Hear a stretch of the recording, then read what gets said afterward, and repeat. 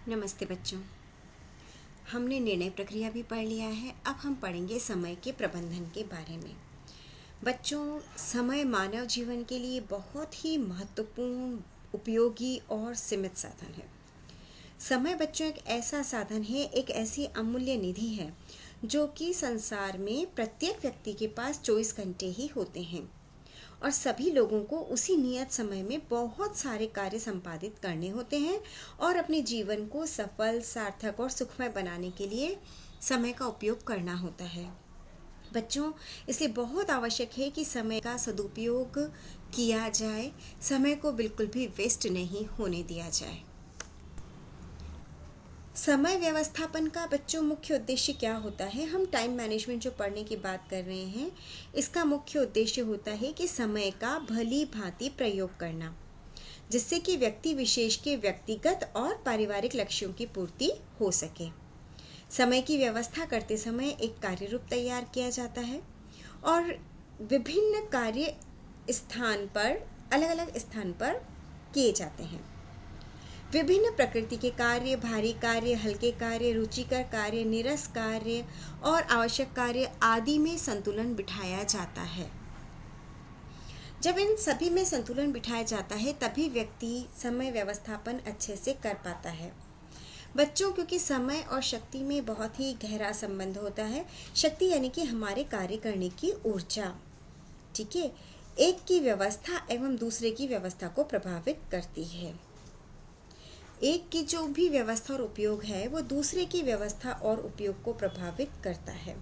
बच्चों, आज अगर मेरे पास समय है बहुत सारा, लेकिन तबीयत ठीक नहीं है, शरीर में बिल्कुल शक्ति नहीं है, तो वो समय तो ज़ाया हो गया बच्चों, क्योंकि शरीर में शक्ति नहीं है तो मैं काम नहीं कर पा रही हूँ। और कभी कभी ऐसा होता है कि शरीर में शक्ति अपार है लेकिन कार्य करने का हमारे पास समय ही नहीं होता है। तो बच्चों, समय और शक्ति या हम कहें शारीरिक श्रम दोनों ही सीमित है, अतः दोनों साधनों की बचत और सदुपयोग पर विशेष बल देना चाहिए। कार्यों को सरलतापूर्वक करने के लिए अधिक सोच विचार, सुनियोजित ढंग से प्रारूप बनाने की आवश्यकता होती है। कार्य की क्वालिटी मेंटेन रहे, उसमें कुछ भी कमी ना रहे, इसका विशेष ध्यान कार्य को करते समय रखना चाहिए। कार्यों को करने का एक विशिष्ट समय निर्धारित होता है बच्चों। जैसे कि आपको ध्यान है, भोजन का समय निश्चित है, स्कूल जाने का समय, ऑफिस का समय, सोने का समय, तो ऐसे कार्य समय पर ही संपन्न होने चाहिए। कार्य संपादित करने में भी समय व्यतीत होता है और जिन लोगों को अच्छा सा अनुभव हो जाता है, अभ्यास हो जाता है, कार्य प्रतिदिन करते हैं और ज्ञानवर्धन के द्वारा भी इसे सुधारा जा सकता है।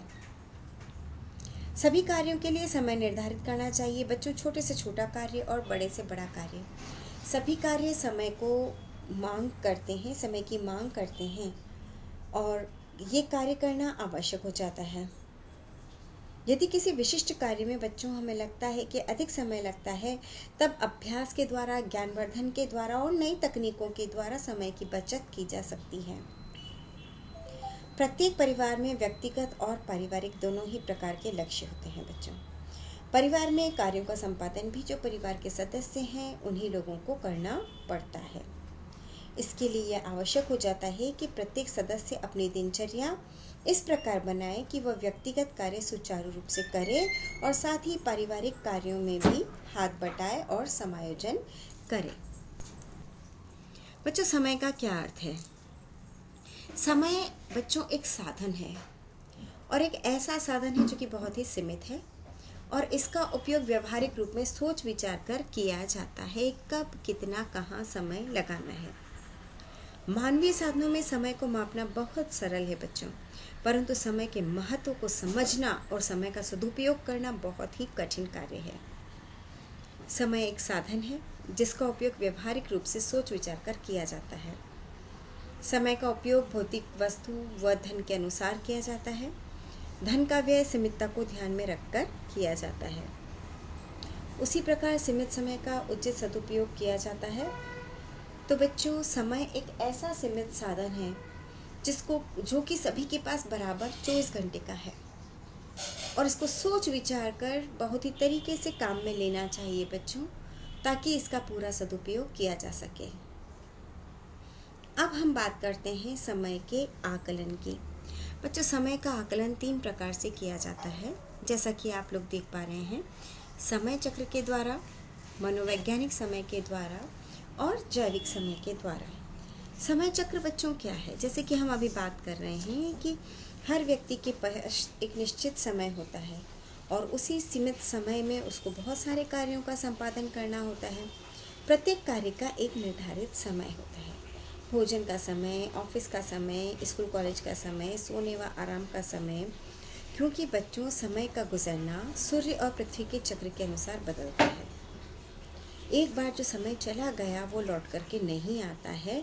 समय चक्र यानी कि हम यहाँ पर कह सकते हैं घड़ी में जो हम समय देख रहे हैं और जो समय चक्र चलता है उसके अनुसार समय का आकलन किया जाता है। इससे बच्चों, समय का उपयोग बहुत ही आवश्यक है।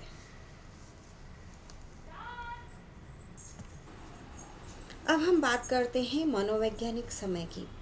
बच्चों, मनोवैज्ञानिक समय घड़ी का कोई समय नहीं है। ये सिर्फ एक अनुभव मात्र है जिसमें समय के गुजरने का एहसास होता है और ये एहसास निर्धारित समय में कार्य करने की मात्रा से होता है। जब बच्चों ऐसा होता है कि बहुत थोड़े से समय में एक व्यक्ति अगर बहुत सारे कार्य कर लेता है तो उसको लगता है कि समय तेजी से गुजर रहा है, और उसी निश्चित समय में वही व्यक्ति अगर किसी का इंतज़ार करता है तो उसे समय लंबा प्रतीत होता है। जैसे बच्चों, आप देखिए, आप अगर सिनेमा हॉल के बाहर, पिक्चर हॉल के बाहर अपनी फ्रेंड का वेट कर रहे होते हैं, है ना, और अगर वो 2 मिनट भी लेट होती है तो आपको क्या लगता है, कितनी देर लगा दी, हम यहाँ 15 मिनट से खड़े हैं। समय तो 2 मिनट ही हुआ, लेकिन आपको क्या महसूस होता है कि 15 मिनट से आप यहाँ पर खड़े हैं। ये है मनोवैज्ञानिक समय। इसी प्रकार बच्चों, जब आप परीक्षा हॉल में बैठते हैं, 3 घंटे का समय आपके पास परीक्षा देने के लिए होता है, लेकिन ये 3 घंटे का समय आपको ऐसा लगता है जैसे पलक झपकते ही गुजर गया। तो ये है बच्चों मनोवैज्ञानिक समय। हम किस प्रकार से समय का गुजरना अनुभव कर रहे हैं उसको हम कहते हैं मनोवैज्ञानिक समय। कभी हमें ये तेज़ी से गुजरता हुआ महसूस होता है और कभी हमें बहुत धीरे धीरे गुजरता हुआ महसूस होता है। जैविक समय। जैविक समय यानी कि बायोलॉजिकल टाइम। शारीरिक गतिविधियाँ और हमारी दिनचर्या बच्चों जब आदतन तौर पर चलती है तब एक निश्चित समय में क्या होता है कि उसके लक्षण उत्पन्न हो जाते हैं। जैसे बच्चों, खाने के समय पर भूख लग जाना, सोने के समय पर नींद आने लगना, और आपको ऐसा लगता है अच्छा 1 बज गए, इसका मतलब मेरा लंच टाइम हो गया। यदि आप लोग 1 बजे ही खाना खाते हैं तो आपको 1 बजे भूख लगेगी, और जैसे ही भूख लगेगी आपको अपने आप एहसास हो जाएगा बिना घड़ी देखे कि 1 बज चुके हैं। तो भोजन का समय आने पर भूख लगना, सोने का समय आने पर नींद और आलस्य का एहसास होना, और जिसकी शीघ्र उठने की आदत होती है बच्चों, आप देखें वो व्यक्ति बिना अलार्म के ही उठ जाते हैं, स्वतः आँख खुल जाती है। तो इसी के आधार पर हम ये कह सकते हैं बच्चों कि शरीर में भी एक जैविक समय होता है। समय के प्रति जागरूकता प्रत्येक व्यक्ति में भिन्न भिन्न होती है। वुड्स के अनुसार अमेरिकी समाज घड़ी की ओर केंद्रित समाज है। अमेरिका में गति एवं समय पाबंदी एवं अनुशासन पर अधिक बल दिया जाता है, जो कहीं अच्छे से दिया भी जाता है, कहीं नहीं भी दिया जाता है। समय के मूल्य को बच्चों, समय को हमें धन समझ करके उसका उपयोग करना चाहिए। जब हम समय को धन की तरह समझते हैं और सोच समझ कर समय व्यतीत करते हैं तो अपने कई लक्ष्यों को प्राप्त कर पाते हैं। बच्चों, सभी व्यक्ति समय की परिधि में ही रहते हैं। गृह कार्यों में गृहिणी का समय व्यतीत होता है, साथ ही साथ वह नौकरी भी करती है और अन्य कार्य भी करती है। समय हमारे जीवन को व्यवस्थित माध्यम देता है और समय कभी परिवर्तित नहीं होता, हमेशा बच्चों 24 घंटे ही रहता है। लेकिन उस 24 घंटे में होने वाली जो क्रियाएं हैं वो परिवर्तित होती हैं। समय घटनाओं के क्रम का सूचक होता है जो निरंतर परिवर्तित होती रहती है। घटनाएं कभी भी रुकती नहीं है बच्चों। समय व्यवस्थापन को समझना तथा सीमित समय का अधिकतम लाभ उठाना बच्चों बहुत अधिक आवश्यक है। भूतकाल, वर्तमान काल और भविष्य के संबंध को जानना, पहचानना और तीनों कालों में होने वाले घटनाक्रम को पहले से सोच लेना, इनका प्रबंध कर लेना बहुत आवश्यक होता है। प्रबंध करना और इनका नियंत्रण करना, क्योंकि समय जो होता है वो परिवर्तन का प्रतिनिधित्व करता है और इसी को आधार बना करके वर्तमान और भविष्य की योजना बना लेनी चाहिए, तभी समय का सही सदुपयोग हो सकता है। बच्चों, एक चीज़ होती है टाइम कॉस्ट, यानी कि समय का मूल्य। गृहिणी अपने समय का उपयोग किस प्रकार से करती है, इस पे काफ़ी अध्ययन हुए और समय के मूल्य निर्धारित करने में एकीकरण पर बल दिया गया।